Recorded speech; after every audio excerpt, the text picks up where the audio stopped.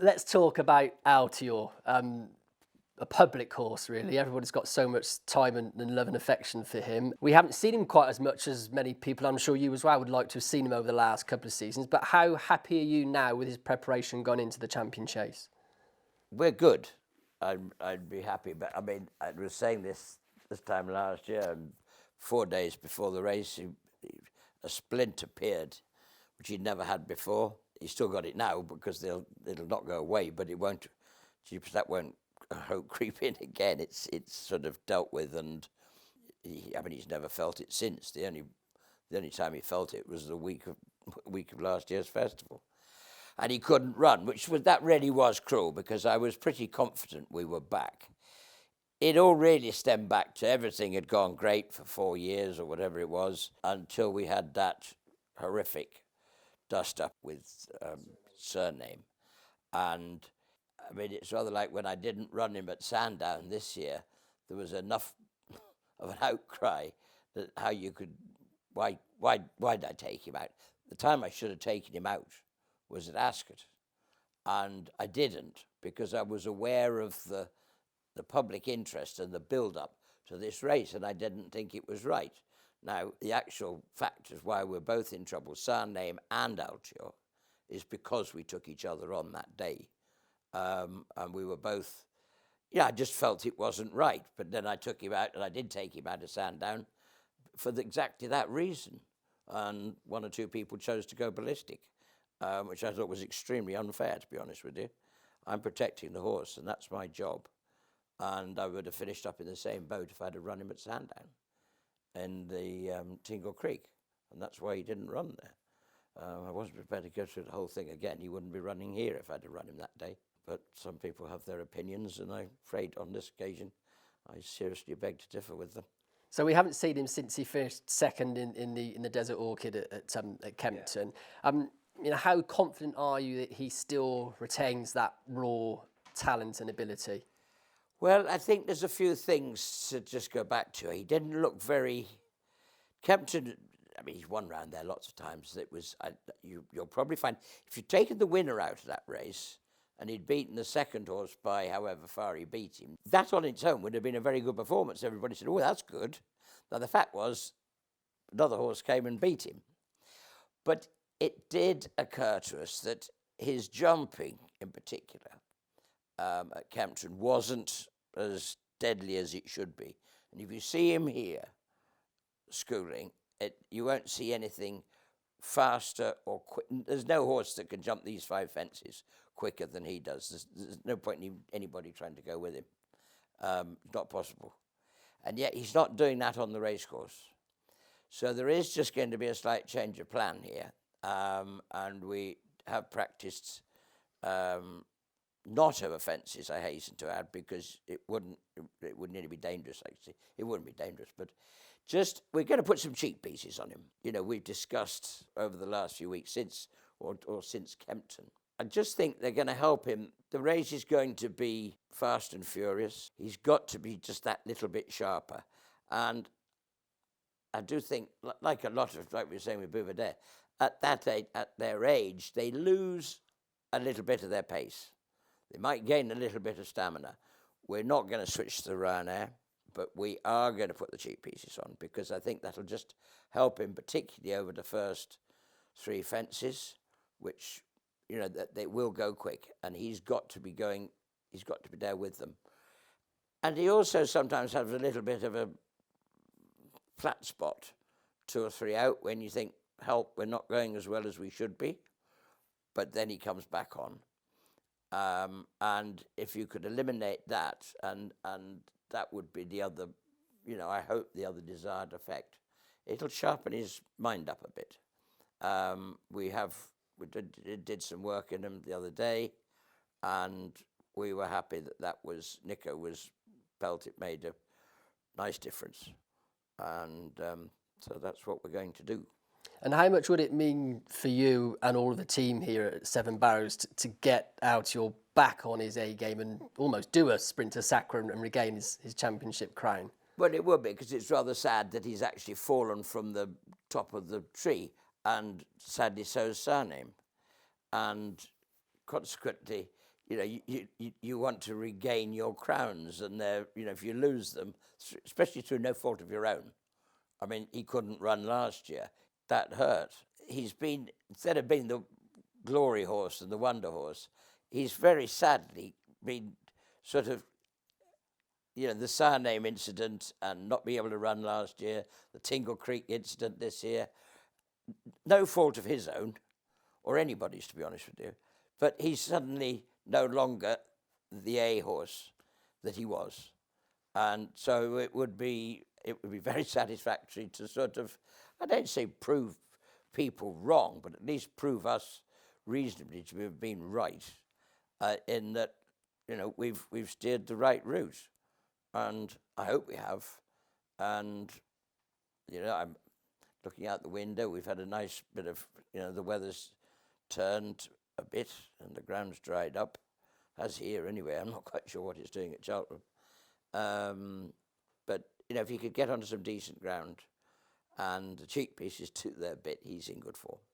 What was the mood like in the Henderson household, though, when you saw Chacun Pour Soi win at the Dublin Racing Festival? Well, again, I thought he was very good, and there's no doubt he is we go back to the days with Henderson, when Sprinter was playing with him. It's a similar sort of situation. He's going to take a lot of beating. There will be others. I have reason to believe that we're as good as there is of anything this side of the pond. We haven't met Politolo for quite some time, but the score's still 3-love to us.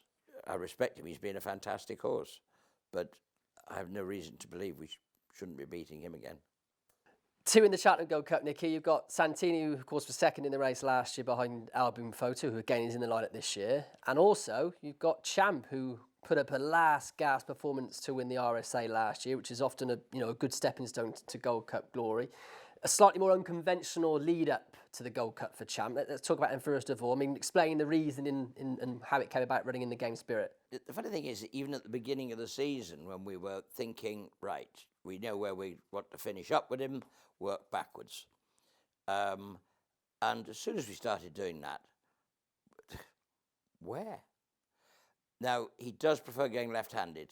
If you go right-handed, he does tend to go, he will go that way a bit. So he likes Newbury's and he likes Cheltenham's and various places. I wouldn't like him at Ascot. And the one place I wouldn't like him would be Kempton. And consequently, if you work backwards, where are you going to start? Well, you've only got the Cotswold Chase or the Denman. Because there is nothing. And after the King George, we don't want to go to Kempton. I wouldn't have fancied. I know Haydock is left-handed. But we were never really going to be ready for that, and that's early in the year. But the problem was we were schooling early on, and the one thing we have done with him this year is he'd been very good all through his novice season. He had one horrible fall at Cheltenham, but his jumping was good, but it wasn't exactly flashy. He had his own way of getting from A to B. It wasn't a sort of sprinter-esque sort of attack. And so I always sort of had it in my mind, I said, JP, I just want to send him over to Henrietta Knight and let him have a week there just to try and get his technique a little bit better.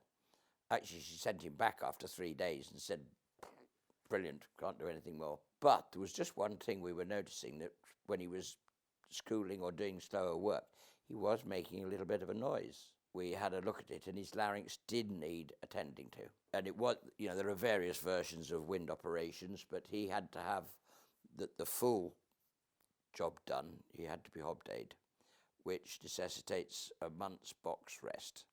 And then you've got another month getting back to where you were. So that's the longer process. A lot of these other wind operations or procedures, I prefer to call them, because they're not even invasive. You're 5 days off. It's easy. This was he had to have the works done. And so that put us right back. There was no question in getting back even for the King George if we'd wanted to, but we'd already ruled that out. And therefore, we were going to run out of options, really. We were therefore looking at the Denman. That was off on the first Super Saturday it was going to be. The ground was going to be horrible, but, everybody, Newbury, the sponsors, BHA, ITV, great. They all came back together and put it on the following Sunday. Now, the only problem there, and this applied to Altior as well, and really why it sort of happened this way, that, JP said to me, well, you're getting nastily close to Cheltenham for having your first run of the season. You get a hard race over 3 miles. You might have even been looking at soft ground at the time. Your first run is awfully close to Cheltenham, especially if it's going to be tough. I said, well, we haven't got an option. Then, talking to Pat and Christopher Pugh, they weren't keen to run Altior. So with him actually coming out of the game spirit, sort of Henderson has one of his sort of funny ideas in the middle of the night, that actually you've left the door open in game spirit, he'd have an easier time if he'd switched from 3 miles to 2 miles. Unorthodox, unlikely. He's never been over 2 miles for yonks. He was still all his runs up until last year's RSA were over 2.5. That was the only time he's ever been 3. So you could actually even question stamina, except you can't on the way that he finished the RSA last year. But it just occurred to me that it was a possibility that would make it an easier race for him. Not an easier race in that he'd win, but a less grueling race with the time scale, let's say, with another week lopped off. And consequently, actually, I rang AP first and thought, well, if he blows this out of the water, well, we won't take it any further. But he and then Frank Berry both sort of said, well, yeah, okay, doesn't sound a bad idea. So I put it to JP, who again, luckily, I said, yeah, okay, if that's what you think. And you must have been delighted with the run. I mean, it was a great return, wasn't it, finishing second? It was. But what was pleasing was to see him go and jump like that, because you've got to be sharper and more. Your jumping's got to be deadly accurate at 2 miles for a horse like him. And he was, and he's not slow. He is at home, but he's not when he sets foot on the racecourse. And what did Nico, what was his sort of post-race debrief? Oh, he said he was great. He loved it. And he just got a little bit tired after the last. Now, of course, you won the Gold Cup with Long Run and Bobsworth. Are there any similarities between this horse? Do you feel he could be better than those two? I don't say he'd be better. I mean, look, a Gold Cup winner is a Gold Cup winner. They've got to be brilliant. I think he and Bobsworth, Bob was just a lovely person. He wasn't very flashy at home, and nor is Champ. But you put him on a racecourse and he lights up immediately. If there was anything against this 2 mile thing, I hope I haven't lit him up too much, because he's now got to go back and settle. And that's going to be the most important part of the first mile of the race, that he goes to sleep. Because obviously by running him over 2 miles, we really have lit the fuse. It was a great exercise at the time. Now we've just got to sort of bring him back. I mean, you touched on the subject that he's been to Henrietta Knights and done schooling there, and Helen herself has sort of been quoted in the papers and given quite a fine school report, and sort of put in that he could be better than Best Mate, of course, who she won 3 Gold Cups. So what were your thoughts when you read what she'd said about him? Well, I mean, she's been very good, and he did just go and have one morning refresher with him in the loose school just a week or so ago.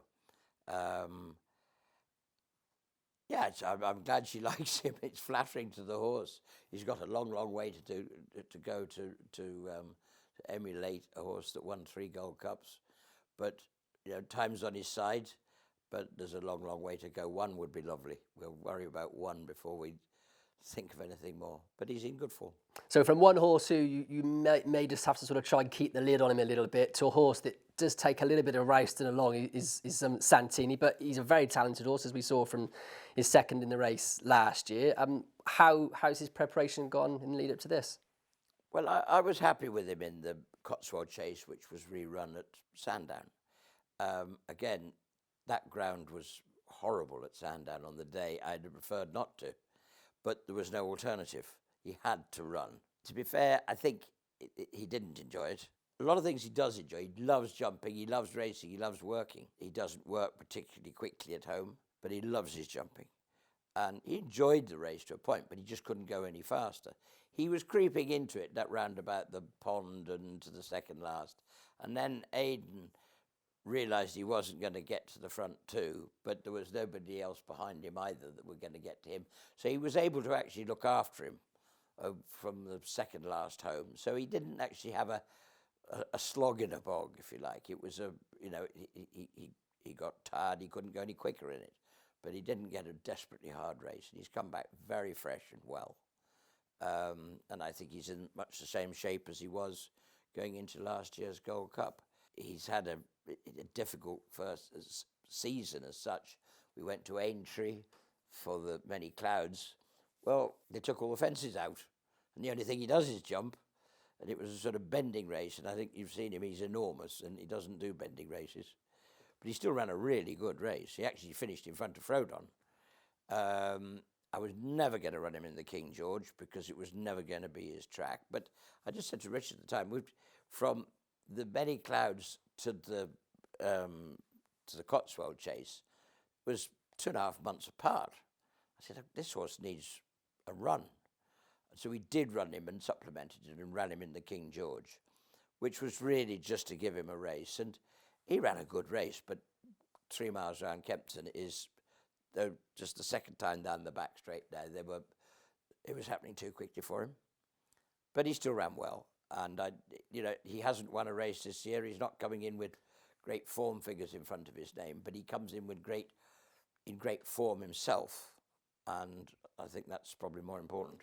Now you've still got him in the Grand National. Is that a possibility still? No, I wouldn't have thought so. I think again I said to Richard, I think it's got to come into his CV sometime in his life, but we all agreed this would be a year too soon. The only reason there, as you know, I mean, he's only got to do an Altior on what he did to us last year. He goes wrong. He stands on a stone 2 days before and can't run in the Gold Cup. What have we got left? Well, the obvious thing to do is say, okay, we better go and have a crack at the National. So that is only there as if anything goes wrong, and knowing horses, and this one in particular, actually, they do go wrong. And if for any reason he had to miss Cheltenham, and it could be for just a very minor blip, if that did happen, then we would have something to do. But it's unlikely at the moment. Well, I hope it's unlikely because I hope we go to Cheltenham. The RYANAIR is always a nice sort of intermediate race, a good contest to win. You've got Mr. Fisher, who's got good form at the course. We saw him win the Peterborough Chase last time. What are your thoughts on him going into the RYANAIR? It's always been the plan. Good ground is pretty important to him. He's not very happy in the soft, but I think the Peterborough was a good test. It was a good race. It was great. It was rescued from Huntingdon. And it was great. It was a good experience for him around Cheltenham. He jumped great. To be fair, he was 4th in the novice handicap last year. So he's been around. He's got experience. He's a very high class individual, and it's going to be the RYANAIR is always a good race, and it's been a huge success. I know it's the interim race between the champion and the Gold Cup, but it's top class in its own right, and you need to be pretty good, but he is. And he's a sort of horse, it's a bit of a slow burner, really. He's very, you could almost say he's still quite unexposed. He is, but he's still very good. He's a beautiful looking fella, and he does everything right. He's a good workhorse. He schools very well. Again, he's been pretty uncomplicated, but he does like good ground. It makes a very big difference to him. And Morning Vicar, you've got in the MUIR. Well, I think he'd run. I mean, it's funny, I was doing the entries for these sort of races, and you get the MUIR in your brain. You know what the MUIR is. It's an amateur rider's 3-mile handicap chase. It's a 0 to 140. What suits an amateur, and blah, blah, blah. Well, of course, we already knew that actually the amateurs weren't going to be riding them. Now, I was putting him in here thinking, well, 134, is he? Yeah, something like that. Oh, he'd suit an amateur. Well, there aren't, it's professionals. And he's in here, and I haven't really talked to him about it, but, Yeah, he's been consistent all year. We've ironed out a few little issues. He likes good ground. If he could get that, I think he's off a sort of a racing weight. You get in. I expect they'd quite like to run. Caribbean Boy was very impressive winning a novice at Newbury earlier on this season. Hasn't quite gone to plan for him since, but you've got him in the Festival Plate. He's 20-1 with Unibet. I suppose if he shows that Newbury form, he'd be worth a bet, wouldn't he? I think Henderson hasn't really played, I haven't handled this one as well as one should have done. He was very, very good at Newbury. Everybody was... Actually, the thing that surprised everybody was the time of the race. It was not what he did. I mean, he was very impressive. He just galloped off on his own, jumped like fun, and blew them apart. It was a ridiculously fast time. And, you know, all sorts of ideas were coming into people's heads. I would think we probably just ran him back a little bit too quickly at Ascot. We like to make the running, and I mean, he couldn't even get to the front of the first fence, and he was flat. And then I was desperate to get someone. I thought he was quicker than he probably is, and we went to Sandown in horrible, horrible ground on the day they had the chases there, and it was horrible. And he couldn't get out of the ground, and he's not a 2-miler. So he's back over his right trip, hopefully on his right ground. If he's, as you say, if he's back on the form of his first run of the year at Newbury, which I hope he might be, then he'd have every chance. Get up to £40 money back as a bonus if your first racing bet loses. Unibet, you're on.